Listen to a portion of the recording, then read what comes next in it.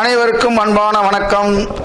இன்னைக்கு இந்த வீடியோவில் நம்ம என்ன பார்க்க போறோம் அப்படின்னா, ரொம்ப ரொம்ப முக்கியமான ஒரு தலைப்பை பற்றி தான் இந்த வீடியோவில் நம்ம தெளிவாக விரிவாக பார்க்க போறோம்.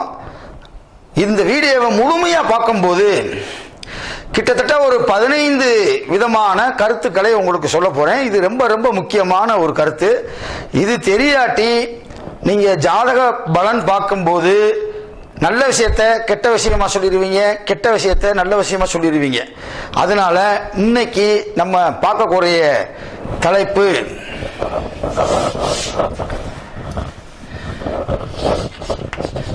எப்போது ஒரு கிரகம்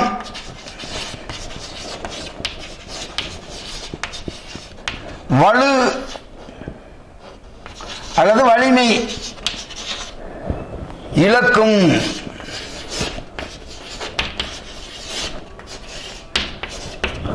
அதாவது எப்போது ஒரு கிரகம் வலிமையை இழக்கும் என்பதுதான் இன்னைக்கு நம்ம பார்க்கக்கூடிய ஒரு அற்புதமான தலைப்பு. ஒரு கிரகம் ஆட்சி பெற்றதை போல அல்லது உச்சம் பெற்றதை போல நமக்கு ஜாதக கட்டத்தில் அமைஞ்சிருக்கும், அல்லது நல்ல ஸ்தானம் திரிகோணம் கேந்திர ஸ்தானத்தில் இருக்கிற மாதிரி இருக்கும். ஆனா அது நல்ல பலனை தராது. அப்ப அந்த கிரகம் தன்னுடைய வலிமையை இழந்து விட்டது அப்படின்னு அர்த்தம். அப்ப எப்படிலாம் இருந்தா ஒரு கிரகம் தன்னுடைய வலிமையை இழக்கும் என்பதை பத்தி கிட்டத்தட்ட ஒரு 15 கருத்துக்களை இந்த வீடியோவில் தெளிவா விரிவா அழகா சொல்ல போறேன். நீங்க ஒவ்வொரு கருத்துக்களையும் மனதிலே எழுதி கொண்டாலும் சரி, அல்லது உங்களுடைய ஜோதிட ஏட்டிலே நீங்கள் எழுதி கொண்டாலும் சரி. ஓகேவா? இந்த வீடியோக்குள்ள போறதுக்கு முன்னாடி 100 கேள்விகளுக்கு விடை எப்படி கண்டுபிடிக்கிறது அப்படின்னு சொல்லி நாங்க தனியா ஒரு ஆப் மூலமாக உங்களுக்கு அந்த லிங்க் அனுப்பிடுவோம். அதாவது நீங்க ஒரு ஜோதிடம் பார்க்குறீங்க, பார்க்கும்போது உங்ககிட்ட பார்க்கக்கூடியவங்க என்னென்ன கேள்வியெல்லாம் கேட்பாங்க அப்படின்றதெல்லாம் தொகுத்து ஒரு 100 கேள்வியை வடிவமைப்பு செய்து அந்த 100 கேள்விக்குள்ளதே அவங்களுடைய கேள்வி இருக்கும். அப்ப அந்த 100 கேள்விக்கு எப்படி விடையை கண்டுபிடிக்கிறது? பொண்ணு பார்க்க போறோம், எங்களுக்கு எந்த திசையிலிருந்து கிடைக்கும்? பொண்ணு பக்கத்திலே கிடைக்குமா, தூரத்துல கிடைக்குமா அப்படின்னு ஒரு கேள்வி கேட்பாங்க. அது எப்படி பார்க்கறது? ஒரு குழந்தை பிறந்துருது, குழந்தை பிறந்த உடனே இன்னொரு குழந்தை எப்ப பிறக்கும்?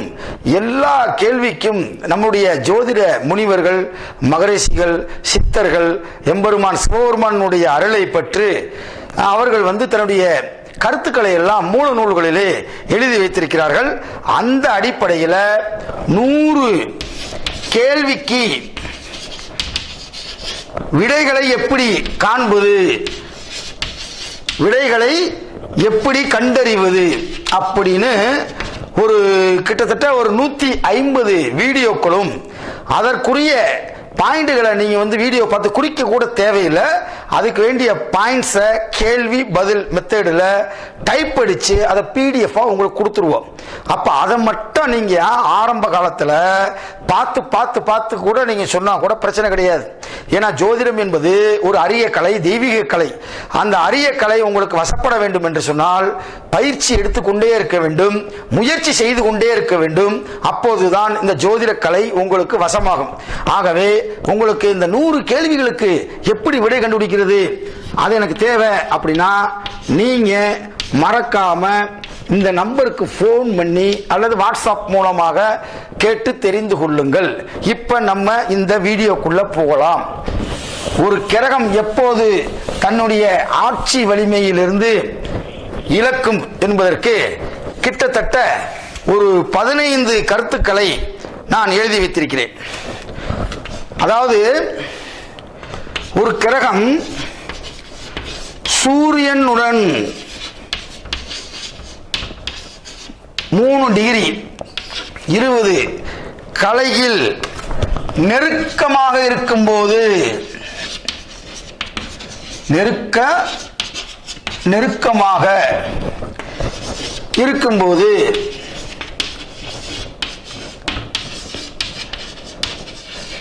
அந்த கிரகம் தன்னுடைய வலிமையை இழந்து விடுகிறது. வலிமையை இழக்கும்.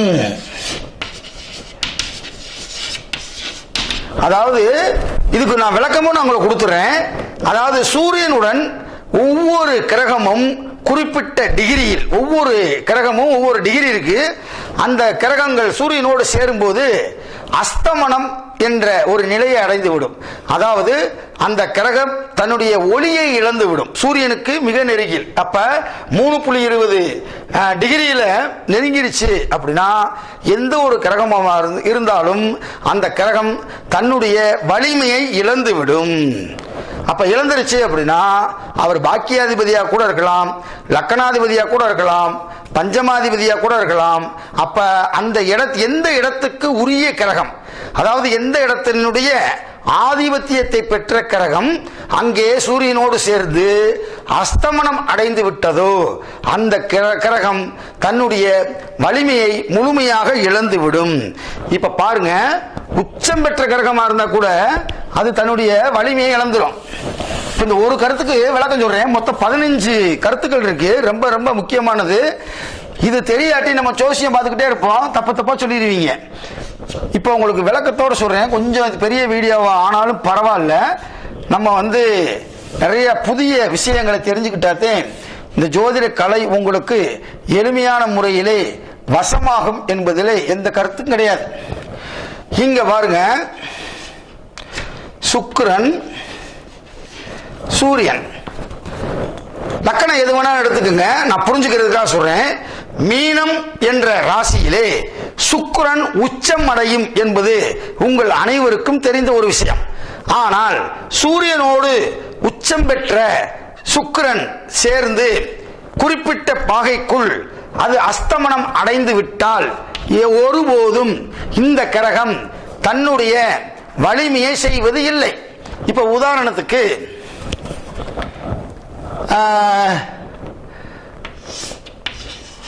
பார்த்துக்குங்க. இப்ப கடகலக்கணம் அப்படின்னு வச்சுக்கோங்க ஒரு பேருக்கு. இந்த கடகலக்கணத்துக்கு சுக்கிரன் யாரு? லாபாதிபதி.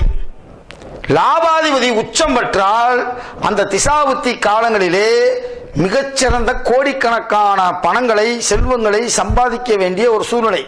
ஆனால் இங்கே லாபாதிபதி என்று சொல்லக்கூடிய சுக்கிரன் சூரியனோடு குறிப்பிட்ட பாகைக்குள் இணைந்து அது தன்னுடைய வலிமையை இழந்து இருக்கிறது.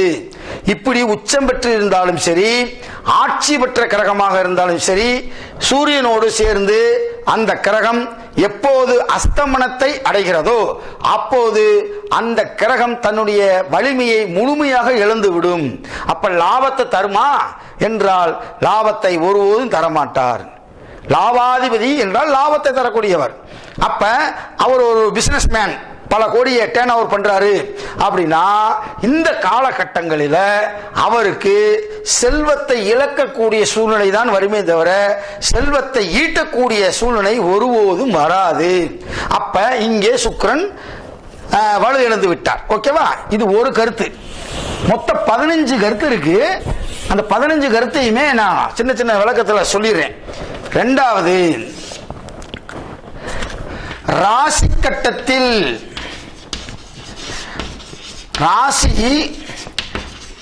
ராசி கட்டத்தில் ஒரு கிரகம்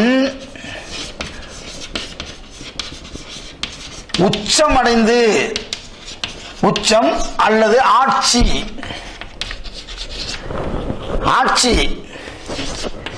பெற்று நவாம்சத்தில் ஒரு கிரகம் நீச்சம் பெற்றால் அல்லது பகைவருடைய வீட்டிலே அமர்ந்தாலோ அது தன்னுடைய வலிமையை இழக்கும். இதுக்கு நான் கட்டம் போட்டு விளக்க வேண்டிய அவசியம் இல்லை, பாயிண்ட் மட்டும் தெரிஞ்சுக்கங்க. கட்டம் போட்டு ஒவ்வொன்றுக்கும் நான் விளக்கினேன் அப்படின்னா 2 மணி நேரம் ஆகி போயிடும் இந்த வீடியோ. அதனால ராசி கட்டத்தில் ஒரு கிரகம் உச்சமா இருக்கு, ஆட்சியா இருக்கு, வலிமையா இருக்கு அப்படின்னு சொல்லி நீங்க நவாம்சத்தை சீர்தூக்கி பார்க்கல அப்படின்னா அந்த உச்சம் பெற்ற ஆட்சி பெற்ற கிரகத்தினுடைய திசாபுத்தி காலங்களிலே அது தன்னுடைய கருத்துக்களை மாற்றி செய்யும். அவ்வளவுதான், முடிஞ்சு வச்சு.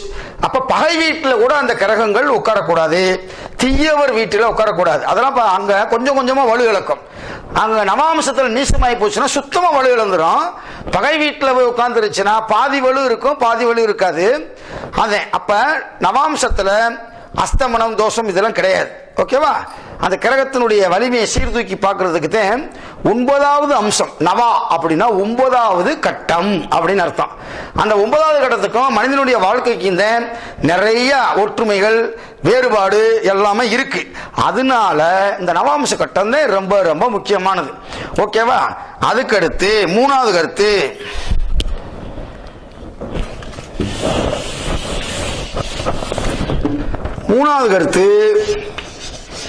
ஒரு உச்சமோ அல்லது ஆட்சியோ பெற்ற ஒரு கிரகத்தை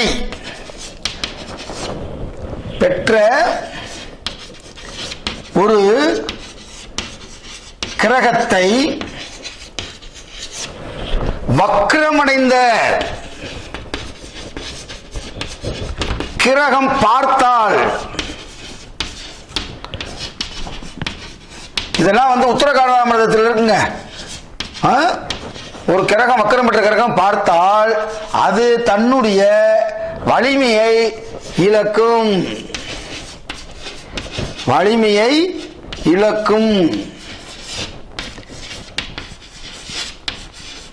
பார்த்துக்குங்க. அப்ப ஒரு கிரகம் ராசி கட்டத்தில் ஆட்சியாகவோ உச்சமாகவோ அல்லது கேந்திர ஸ்தானத்திலேயோ திரிகோண ஸ்தானத்திலேயோ நல்ல இடத்துல இருந்தும் ஏதாவது வக்ரம் பெற்ற கிரகம் பார்த்துருச்சு அப்படின்னா அது தன்னுடைய ஒருபோதும் செய்யாது, நல்ல விஷயத்தை செய்யாது. அப்ப அங்கனக்குள்ள உச்சம் பெற்று இருந்தும் வேஸ்ட், ஆட்சி பெற்று இருந்தும் வேஸ்ட். அப்ப அதெல்லாம் பார்த்துக்கணும். வக்ரம் பெற்ற கிரகத்தினுடைய பார்வை மிக மிக கொடுமையானது என்று காளிதாஸ், மகாகவி காளிதாஸ் உத்தரகாலாமிர்தம் அப்படின்ற நூல்ல மிக தெளிவா எழுதுறார். அப்ப வக்ரம் பெற்ற கிரகம் பார்த்துருச்சு அப்படின்னா இது தன்னுடைய கிரகத்தினுடைய அந்த வலிமையை இழந்து விடும். அப்ப எந்த கிரகம் வலிமை இழக்கணும்? ருணரோக சத்ர ஸ்தானாதிபதி 6, 8, 12 வலிமை இழக்கிறது நல்லது. கெட்டவன் கெட்டிடில் கிட்டிடும் ராஜயோகம். அப்ப நல்ல கிரகங்கள் வலிமை இழக்கக்கூடாது. லக்னாதிபதி குறிப்பா வலிமை இழக்கக்கூடாது. அல்லது தனாதிபதி என்று சொல்லக்கூடிய லக்கணத்திலிருந்து 2ஆம் இடத்தினுடைய அதிபதி எந்த ஒரு காரணத்தை முன்னிட்டும் கிடக்கூடாது. லாபத்தை தரக்கூடிய அந்த லாபாதிபதி என்று சொல்லக்கூடிய லக்கணத்திலிருந்து 11வது இடத்தினுடைய அதிபதி எந்த ஒரு சூழ்நிலையும் கிடக்கூடாது. அப்ப இந்த பாக்கியாதிபதி சுத்தமா கிடக்கூடாது. பெண்களுக்கு முக்கியமான இடம் 9ஆம் இடம் தான், பாக்கியஸ்தானம். அப்பதான் அந்த பாக்கியஸ்தானம் நல்லா இருந்தா மட்டும்தான் கணவனோடு சேர்ந்து ஒற்றுமையாக நீண்ட நாள் தன்னுடைய குடும்பம் என்ற ஒரு அமைப்பை இயக்க முடியும். அங்க 9ஆம் அதிபதி பெண்களுடைய ஜாதகத்தில் கெட்டு போச்சு அப்படின்னா ஒருபோதும் கணவனோடு நிம்மதியாக வாழ முடியாது. அது டைவர்ஸ், கோர்ட் கேஸ் பிரச்சனை, ஒரே வீட்டுக்குள்ள பேசாம இருக்கிறது, இந்த தாமரை இலை மேல இருக்கக்கூடிய தண்ணியை போல அவங்களுடைய வாழ்க்கை என்பது சிதறி போய்விடும். அதனால இந்த ஒரு கருத்தை தெரிஞ்சுக்கங்க. அடுத்து நம்ம பார்க்கக்கூடிய 4வது கருத்து என்ன அப்படின்னா, 4வது கருத்து, ஒரு கிரகத்தை நீங்க எழுதிக்கிங்க. அதனால நான் சொல்றேன், மெதுவா எழுதியே போடுறேன். ஒரு கிரகத்தை பல தீய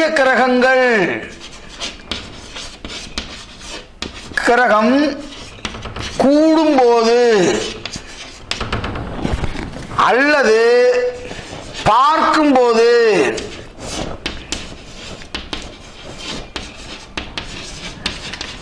அது அந்த கிரகம் தன்னுடைய வலிமை இழக்கும்.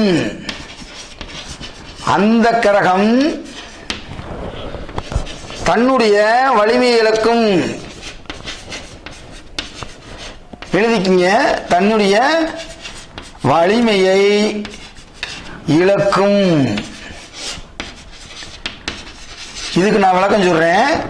அதாவது ஒரு கிரகம் இருக்கு, ஒரு பாக்கியாதிபதியே அப்படின்னு வச்சுக்கோங்க, அல்லது லக்கணாதிபதி வச்சுக்கோங்க, அல்லது குறிப்பா 7ஆம் இடத்தின் அதிபதி கலஸ்தரஸ்தானாதிபதி அவரெல்லாம் ஒன்றுக்கு மேற்பட்ட கிரகங்கள், தீய கிரகங்கள் பார்க்கும்போது இல்லற வாழ்க்கை அவர்களுக்கு இருக்காது. குறிப்பாக 7ஆம் இடத்தையோ 7ஆம் இடத்தினுடைய அதிபதியையோ தீய கிரகங்கள், ஒன்றுக்கு மேற்பட்ட கிரகங்கள் பார்க்கும்போது அவர்களுக்கு திருமணமே அமையாது.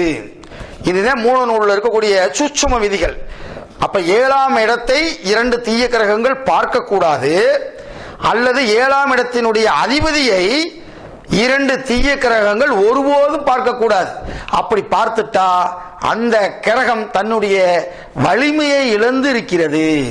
அப்ப அதனுடைய திசாபுத்தி காலங்களிலே அந்த ஜாதகருக்கு துன்பத்தை தான் தருமே தவிர ஒருபோதும் இன்பத்தை தராது. ஒரு கிரகம் வலிமை இழந்து போச்சுன்னா அது நல்லது செய்ய வேண்டியது செய்யாது, அதுக்கு பதில் கெட்டது செய்யும். அல்லது அந்த கிரகம் ஒன்றும் செய்யாது, அஸ்தமனம் ஆயிடுச்சுன்னா ஒண்ணுமே செய்யாது. புரியுதா உங்களுக்கு? ஒரு வக்கரம் பெற்ற கிரகம் தன்னுடைய வீரியத்தை 2 மடங்காக ஆக்கும். அது நம்ம ஏற்கனவே ஒரு வீடியோல சொல்லியிருக்கோம், அதை பத்தி நான் விரிவா சொல்ல விரும்பல. ஓகேவா? இதை புரிஞ்சுக்குங்க. ஒரு கிரகத்தை பல தீய கிரகங்கள், பல என்று சொன்னா ஒன்றுக்கு மேற்பட்ட கிரகங்கள் கூடும்போது, அப்ப 7ஆம் அதிபதியோடு 2 தீய கிரகங்கள் கூடி இருக்கு, ஒரு தீய கிரகம் பார்த்துருச்சு அப்படின்னா அவங்களுக்கு திருமண வாழ்க்கை இருக்காது. அல்லது நடந்தாலும் அது சக்சஸ் பண்ணி அவங்க வாழ்க்கையை ஓட்டக்கூடிய சூழ்நிலை இருக்காது. அதனுடைய திசா புத்தி காலங்களிலே தன்னுடைய அந்த பலனை அது செஞ்சே ஆகும். அந்த பலன் நல்ல பலனாக கூட இருக்கலாம், அல்லது தீய பலனாக கூட இருக்கலாம். ஓகேவா? நல்லதோ கெட்டதோ அந்த திசாபுத்தி காலங்களிலே அது நடந்துவிடும். இப்ப 4வது கருத்து சொல்லிட்டேன். அடுத்து 5வது கருத்து.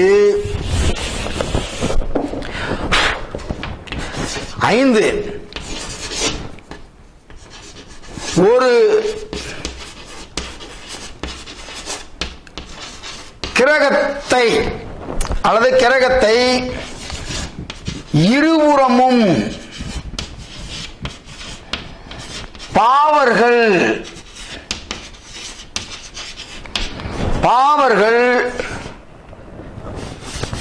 இருக்க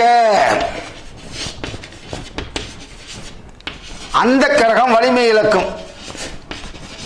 அந்த கிரகம் தன்னுடைய வலிமையை இழக்கும். நல்லா தெரிஞ்சுக்குங்க. இதுக்கு பேர் பாவகர்த்தாதி தோஷம் அப்படின்னு பேருங்க. இத கூட ஒரு சின்ன படம் போடுறேன் பாருங்க. அதாவது ஒரு கிரகம் அதுவும் குறிப்பா உறவை குறிக்கக்கூடிய கிரகங்களுக்கு இருபுறத்திலும் தீய கிரகங்கள் இருந்து திசாபுத்தி நடைமுறைக்கு வந்தால் அந்த உறவுக்கு உயிருக்கு ஆபத்து ஏற்படும். இப்ப பாருங்க, சந்திரன் இங்கே இருக்கு, இங்கே கடகத்திலே சந்திரன் ஆட்சி. இங்கே இப்படி ஒரு அமைப்பு இருக்கிறது என்றால், ஒரு கிரகம் ஆட்சி பெற்று இருந்தால் கூட அதனுடைய கிரகத்தினுடைய இருபுறத்திலும் தீய கிரகங்கள் என்று சொல்லக்கூடிய சனியும் ராகுவும் இருந்தால், சனி திசை ராகு புத்தி அல்லது ராகு திசை சனி புத்தியில் தாய் சந்திரன் என்பது தாய், அந்த தாய்க்கு உயிர் ஆபத்து ஏற்படும். சூரியனுக்கு இருபுறத்திலும் தீய கிரகங்கள் இருந்து அந்த தீய கிரகத்தினுடைய திசாபுத்தி காலங்களிலே தந்தைக்கு உயிரிழப்பு ஏற்படும். புதன் என்ற கிரகத்துக்கு இருபுறத்திலே பாவ கிரகங்கள் இருந்து அந்த இருபுறத்தில் இருக்கக்கூடிய திசை புத்தி காலங்களிலே மாமாவுக்கு உயிராபத்து அல்லது உயிர் இழக்கக்கூடிய சமத்துக்கு சமமாக இருக்கக்கூடியதுக்கு கண்டம் ஏற்படும். அது தெரிஞ்சுக்குங்க. இதுக்கு பேர் பாவ கர்த்தாதி தோஷம். புரியுதா? அதை தெரிஞ்சுக்குங்க. அதுக்கடுத்து 6வது கருத்து. மொத்தம் 15 கருத்து இருக்கு. 6வது கருத்து என்ன அப்படின்னா, ஒரு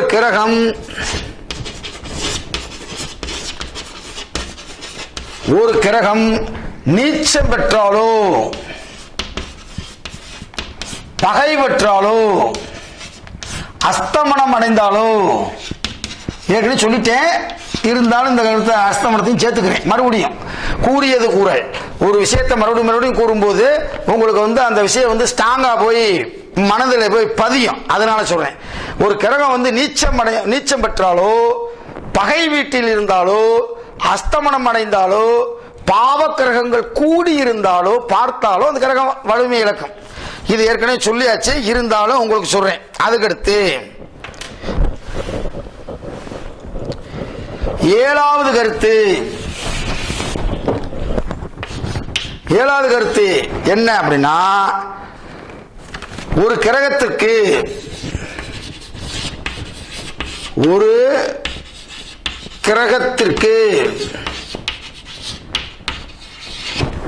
வீடு கொடுத்தவன்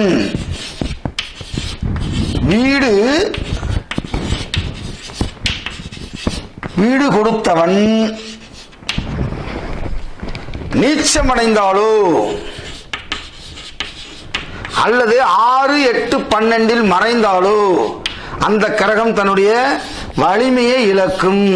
நல்லா கேட்டுக்குங்க.